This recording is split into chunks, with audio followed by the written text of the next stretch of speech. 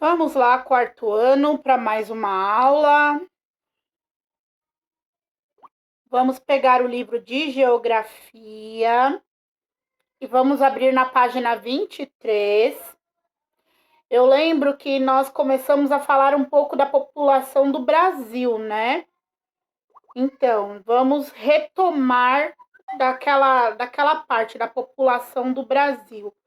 Desligar aqui o WhatsApp aqui, porque senão ficar mandando mensagem aqui toda hora.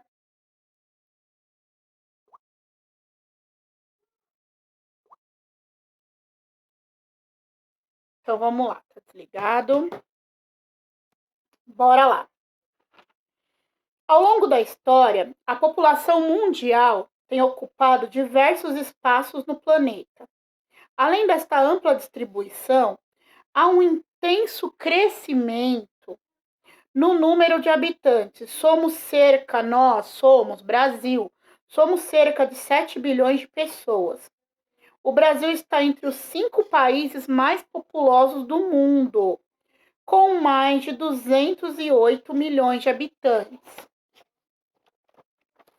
Então, aqui eu me lembro que eu vim até aqui mais ou menos, e depois eu fiquei comentando com vocês o link que eu coloquei até lá no grupo, né? Falando da população. Observe com atenção o mapa a seguir. Esse aqui, planisfério. Ele representa os 5 países mais populosos do mundo. E eu lembro que eu passei, a amarelinha era a China, o Índia, deixa eu ver, Índia, Estados Unidos, terceiro, Indonésia, quarto e Brasil, quinto. Embora esteja entre os países mais populosos do mundo, o Brasil é um país pouco povoado. Isso acontece porque o nosso território, gente, é enorme. O nosso país, se for considerar, o nosso país é quase um continente. Eles falam que o nosso país é um país continente. Até porque, quando estão falando lá das mortes por Covid, né? E muita gente fala assim: ah, mas o nosso país já passou a Itália no número de mortes de Covid. As pessoas não se importam com o número de morte das pessoas. Aí você pega o pedaço da Itália, você faz um mapa lá da Itália, copia e coloca o mapa da Itália dentro do mapa do Brasil. Dá para você encaixar, se você fizer um quebra-cabeça simples, sem encaixar muito, dá para você colocar umas 3, 4 Itália dentro do território do Brasil. Então, não dá para se falar em número de alguma coisa de um país comparando com o Brasil. Porque o Brasil, ele tem lugares tem lugares que são muito povoados e tem lugares que não são tão povoados assim. Tem lugares que o Brasil está em superpopulação que até está deixando lugares tipo Rio de Janeiro, São Paulo. Vocês acham que as comunidades surgem como? Porque todas as pessoas vêm de algum lugar migrando, a migração que é dentro do próprio país, procurando uma vida melhor na cidade grande. Isso era assim já na década de 70, na década de 60, na construção de Brasília, que foram os candangos, que eram as pessoas que foram construir Brasília. Então, isso já era assim. Existem lugares que nós temos uma predominância de nordestinos, porque vários nordestinos vieram para o Brasil em busca de uma vida melhor e muitos deles venceram na vida. Eu conheço vários que vieram, fizeram fortuna e não voltaram para suas terras. A maioria vem, às vezes, vem, faz um dinheirinho, manda dinheiro para a família que mora lá, volta. eu já vi várias pessoas, assim, meu pai tinha um amigo na época de juventude dele, né? E ele até falava, o sonho de alguns homens que vêm lá do Nordeste, do Norte, é vir para cá, para São Paulo, comprar uma bicicleta e ir embora. Porque na época era assim, tá? Só um minutinho, pessoal. Pessoas que saíam, por exemplo, vinham, trabalhavam em fábricas, ganhava-se um bom dinheiro trabalhando em fábricas. E a primeira coisa que eles iam fazer, eles iam nas Casas Bahia e compravam uma televisão.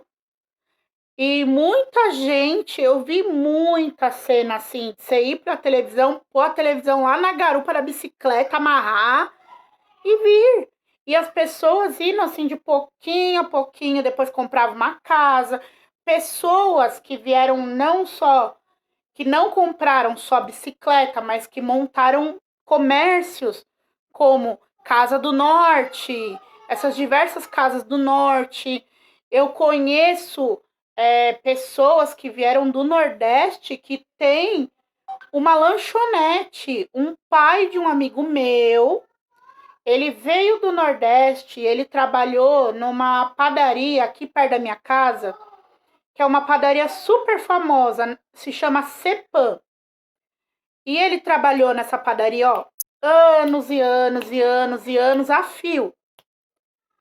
Um dia deu na cabeça dele, que eu acho que ele tinha guardado dinheiro todos esses anos. Um dia deu na cabeça dele, eu vou abrir um restaurante. Ele abriu um restaurante. E o restaurante dele fica a poucos metros da Cepan, do lado de um mercado chamado Supermercado da Praça. E o homem trabalhou na Cepan, ó, anos e anos e anos. E hoje ele tem uma lanchonete. A lanchonete dele é enorme, tá? Porque quando a pessoa tem foco naquilo que ela vai fazer, eu falo isso para vocês direto. A pessoa tem que ter foco para estudar. Vocês, primeiro, vocês, o pai de vocês, a mãe de vocês, estão pagando escola para vocês estudarem. Não é para vocês ficarem mandando mensagem um pro outro. Não é para vocês ficarem mandando mensagem para mim. Não é para ficar mandando figurinha pelo celular. É para estudar. Nós estamos passando um tempo difícil que nós temos que ficar trancados nas nossas casas.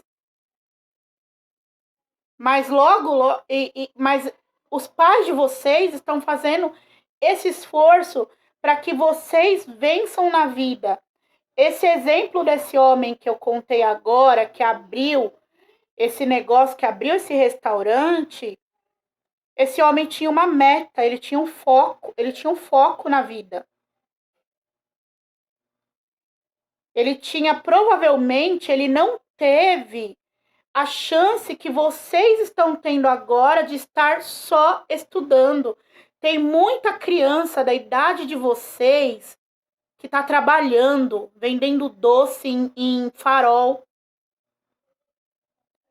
Tem muita criança da idade de vocês que não tem a oportunidade que vocês estão tendo agora.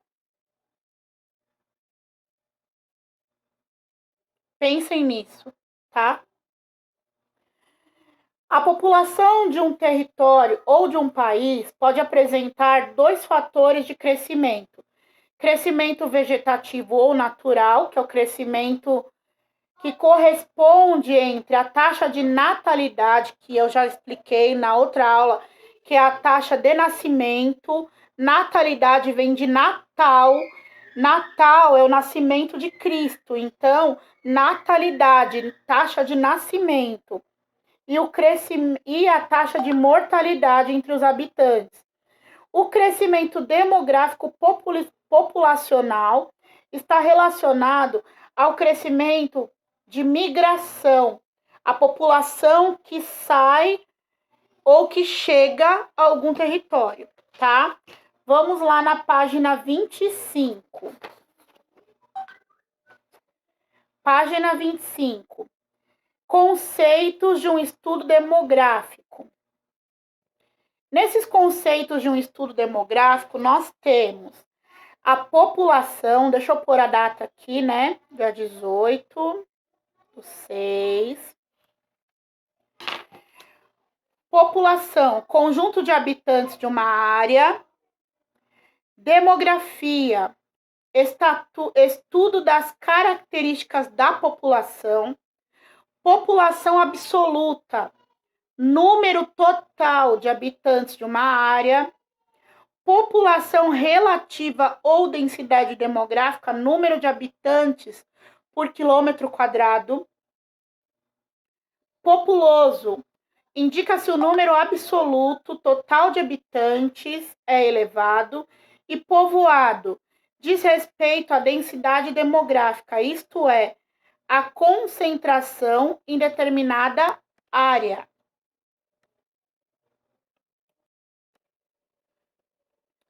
Aí, pessoal, a distribuição espacial da população no território brasileiro é desigual.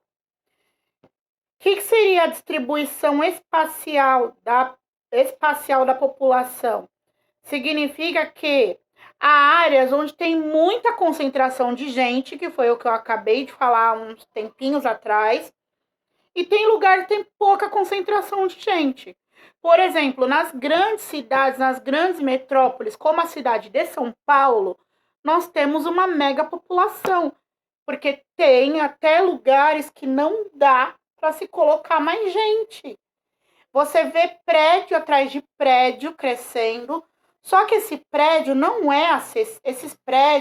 não são acessíveis para a maioria da população.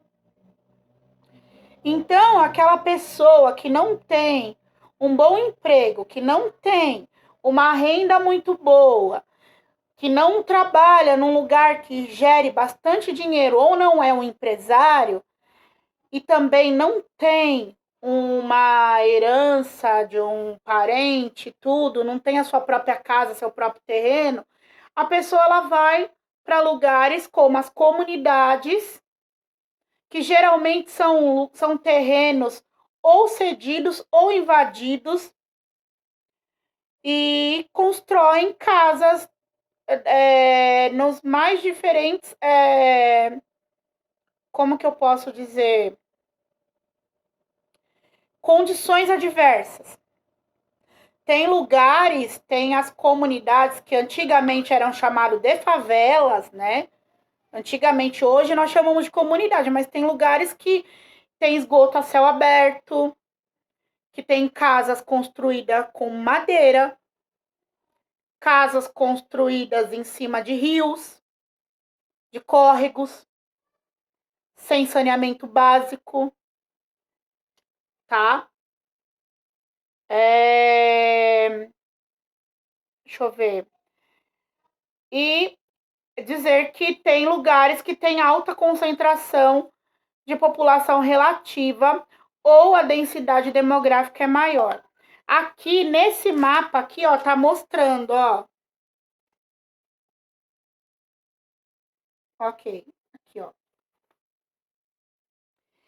E aí tá mostrando aqui a população relativa, a população absoluta pela área, e tá mostrando aqui os habitantes por quilômetro quadrado, tá? Página 26. Vamos continuar com a leitura. Os dados demográficos são organizados no Brasil pelo IBGE, que eu já disse para vocês, é o Instituto Brasileiro de Geografia e Estatística. A cada 10 anos, o IBGE realiza o censo demográfico, com o intuito de conhecer as principais características da população, tais como onde moram, área rural ou urbana, tipo de moradia, a idade, o gênero, a etnia, a religião, o grau de escolaridade, a saúde. Geralmente, essas pessoas do IBGE, elas passavam perguntando nas casas. Tem alguns até que agora ligam ou então mandam mensagem de texto.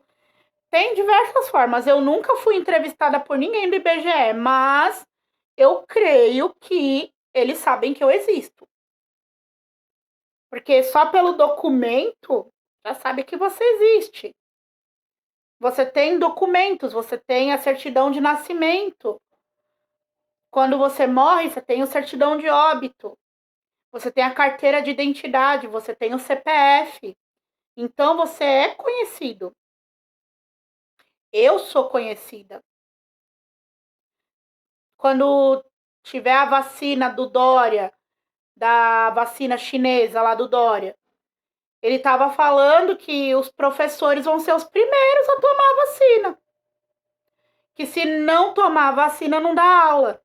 E aí? Como é que ele sabe quem é professor e quem não é? Tem registro, não tem? Então, para você tomar uma vacina comum, não precisa ser a vacina do Dória. Você tem o que? A carteirinha de vacinação, tá? A cada 10 anos, o IBGE realiza o censo demográfico, com o intuito de conhecer as principais características da população, tais como onde moram, área rural ou urbana, tipo de moradia. Ah, tá, eu já li essa parte. Esses dados são coletados por recenseadores. Recenseadores, gente, vem da palavra censo. Voltando novamente, tia Cris só fala nisso. Mas, gente, é incrível que tudo, a maioria das coisas que você estuda tá na Bíblia.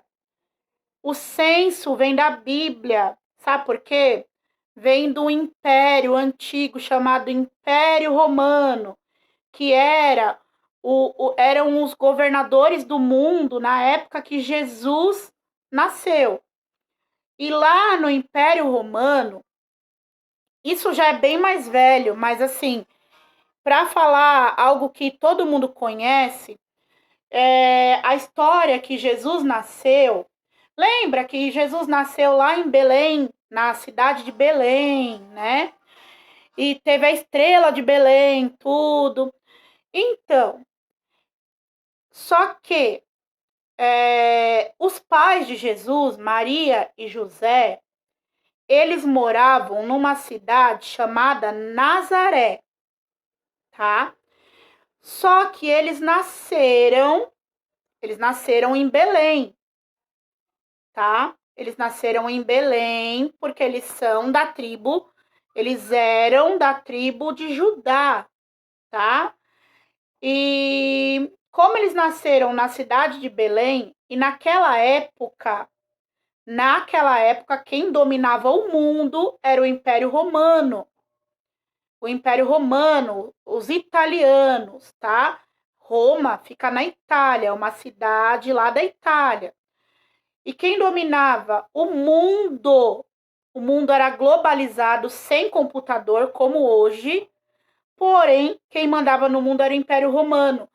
E o imperador fez um censo. O que era censo? Coletar informações de uma população. E cada pessoa, na época de Jesus, teve que ir para a sua cidade de nascimento para se recensear, para poder dar as informações para as pessoas. Então, o censo é uma palavra antiga e que já vem de culturas antigas.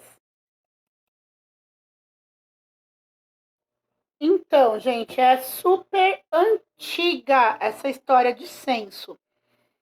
Na Bíblia também, mais para frente, mais antigo também, nós temos na Bíblia, um rei super famoso, que hoje em Israel, ele é super famoso porque foi o rei mais famoso de Israel.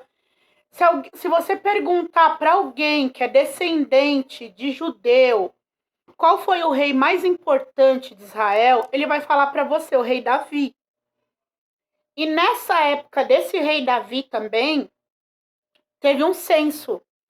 Só que esse censo deu muito problema para o rei Davi. Algum dia eu posso contar essa história para vocês, mas não agora.